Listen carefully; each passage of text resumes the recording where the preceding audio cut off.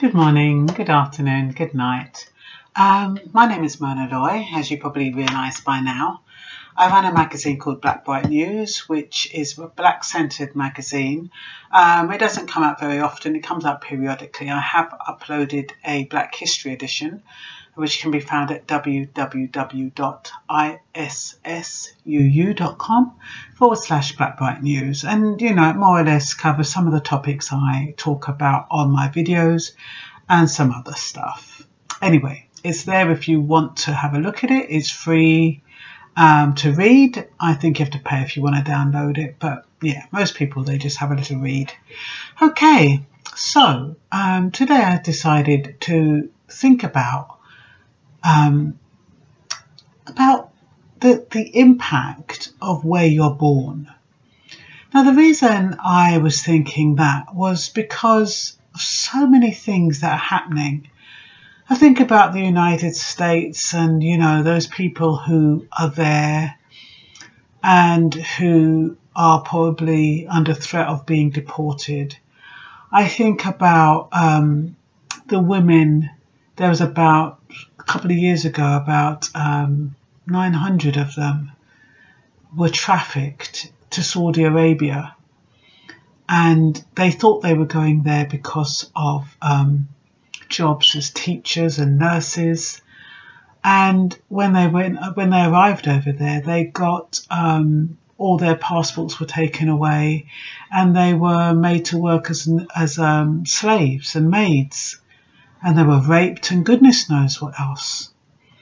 And I think about when my mother came over, and she came over in 1952. And she came on the Windrush, and I thought to myself, supposing that had happened to her, supposing she had come to the UK believing that she was going to get a job, and they took away her passport and treated her like a slave.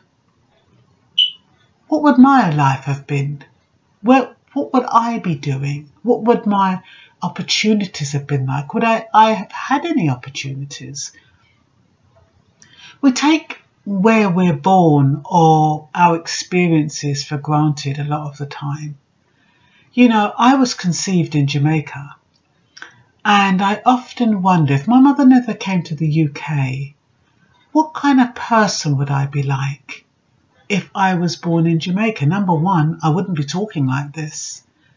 I'd have a broad accent and I'd be saying, "Is wagwan." You know what I mean? I don't know if I'd be high-class Jamaican. I don't know if I'd be a ghetto Jamaican. I can't imagine being a ghetto Jamaican because my mother's quite well-spoken and her parents were pretty well off. So I can't imagine that. I'd probably be quite okay. But, I'd just be totally different. And when I think about, racism and how it affects us, even in Jamaica.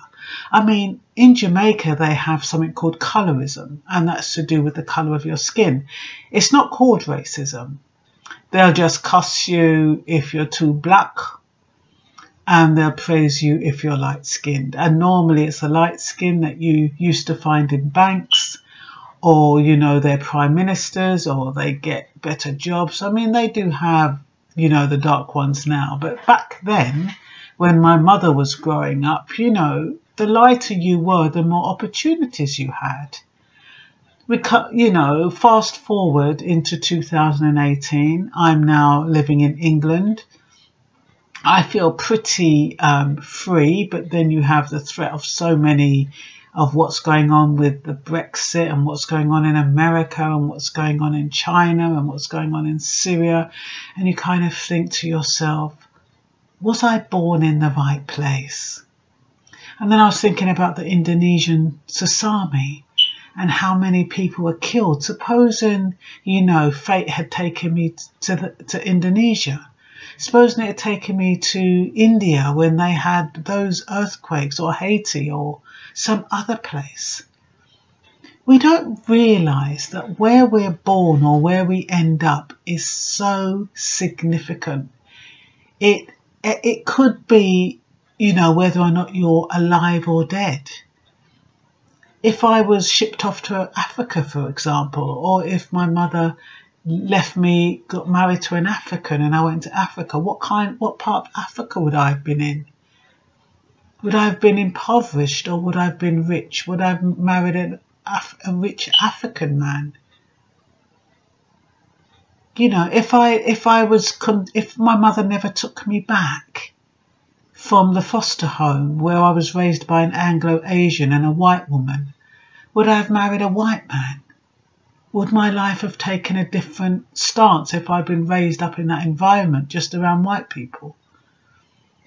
I think it's absolutely fascinating where you are in this life, what happens to you, what determines how you live each day, where your destiny is. And I sometimes wonder if we were all ordained to be where we are.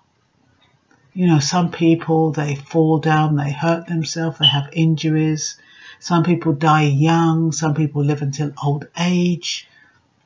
Some people die slowly, some people die instantly. You know, what determines your fate? I don't even know where I'm going with this, but it was just food for thought. Where would you be if your life was different, if your mother had never married your father, or if your mother had married another man, or if your mother had, you know, eloped and gone off to Arab states or Australia or something? How different would your life be?